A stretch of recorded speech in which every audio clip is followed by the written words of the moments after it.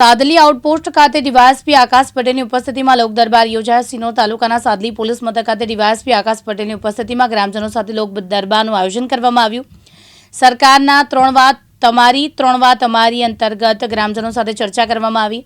ગ્રામજનો સાથે cyber crime, traffic awareness, helmet safety તેમજ લોન ધારકો વિરુદ્ધના ઝુંબેશના ભાગરૂપે કાર્યક્રમનું આયોજન કરવામાં આવ્યું।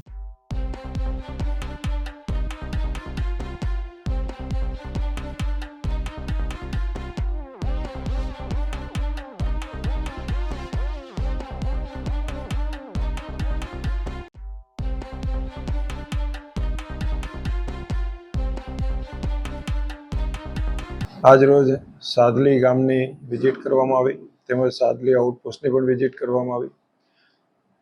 સાથે સાથે ગામના આગેવાનો સાથે લોક દરબારનું આયોજન કરવામાં આવેલું।